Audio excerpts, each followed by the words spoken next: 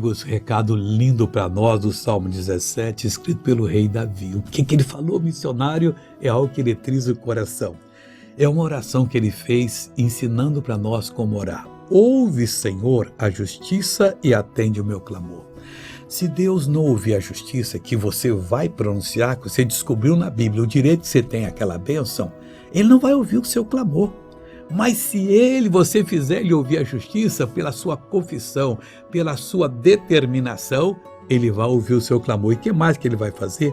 Dá ouvidos à minha oração, que não é feita com lábios enganosos. Nunca deixe o engano sair da sua boca. O que é o engano? Doutrina do homem, é porque o doutor tal falou, porque o missionário falou. Ninguém tem nada a acrescentar à Bíblia, e se acrescentar, vão ser acrescentadas as pragas que estão aqui, e nem de retirar. Se retirar, vai ser retirado sua parte da salvação. Nós temos que crer no que diz a Bíblia e vamos ser vitoriosos.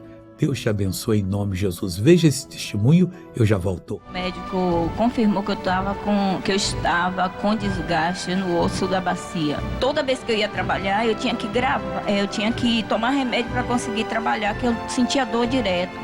Então eu comecei a gravar as orações, os cultos que o Senhor faz através da TV, e sempre o Senhor fala em ossos, né, em perna.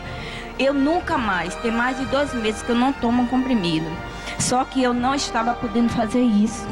E hoje, graças a Deus. Obrigada, Jesus. Obrigada. Está livre agora? Aleluia, Jesus. Está livre? Estou livre. Amém, glória a Deus. Obrigado, Jesus. Agora quero orar com você. Ó Deus dos céus, eu estendo a minha mão para abençoar essa pessoa que hoje entendeu, ó Deus, o que o Senhor precisa dela. Na primeira parte, o Davi disse que o Senhor ouvia a justiça para atender o clamor dele.